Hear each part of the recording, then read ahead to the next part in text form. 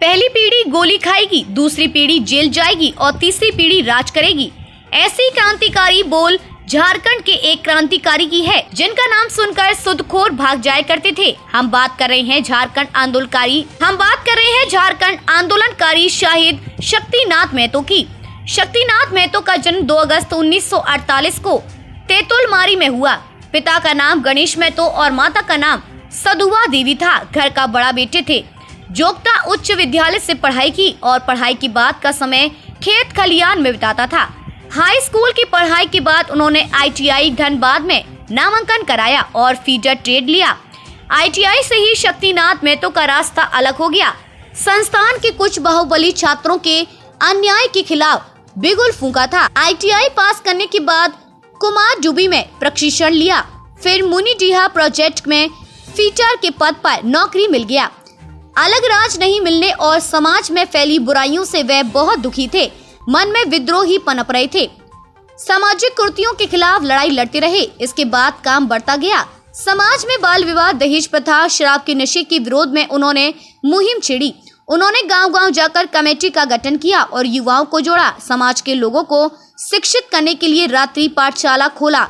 सच कहा जाए तो विनोद बाबू द्वारा शुरू किए गए अभियान को शक्तिनाथ महतो ने गांव-गांव तक फैलाया। ये आंदोलन भेला टांच, कपूरिया, परसिया, फुटकी, धोबनी, चिरुडीहा, धारजोड़ी, बलिहारी, राजगंज, पहाड़पुर और तोप चांची तक फैला चुका था। इसका असर यह हुआ कि छोटे छोटे झगड़े गांव में ही निपटाए जाने लगे। गांव में शराब पीने वालों को शारीरिक दंड भी दिया जाने लगा। बाल विवाह पर रोक लगी। शक्तिनाथ महतो को मुनिडीहा प्रोजेक्ट में सचिव बनाया गया था। उन्होंने मजदूरों की लड़ाई शुरू की और न्यूनतम मजदूरी लागू कराई। 23 मई 1975 की घटना को शायद ही कोई भूल सकता। कारी टांड में एक बैठक रखी गई थी।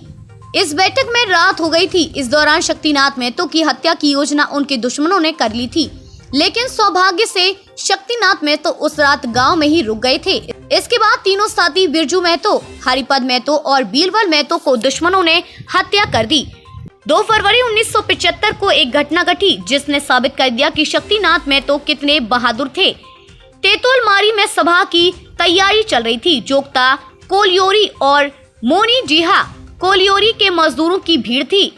एक ही राय आने वाली थी कि अचानक उसी समय घोषणा की गई कि बैठक को रद्द कर दिया जाए। इसके बावजूद भी शक्तिनाथ महतो ने मजदूरों को संबोधित किया। फिर वह घर लौटने लगे। जब वे लॉन्ग सेंद्रा नदी के पास थे कि विस्फोट की आवाज सुनाई पड़ी। सभी लोग इधर उधर भागे। गांव का हाल बहुत बुरा था। गांव पर हमला हुआ था। हमलावर घातक हथियार से लैस थे। सिजुआ स्टेशन से सेंद्रा नदी तक का क्षेत्र रण क्षेत्र में बदल गया था। उसी समय शक्तिनाथ महतो के भाई कमल महतो को गोली लगी थी। फिर भी बिना घबराए शक्तिनाथ महतो ने हमलावरों के साथ मुकाबला किया। अंततः हमलावरों को वापस लौटना पड़ा।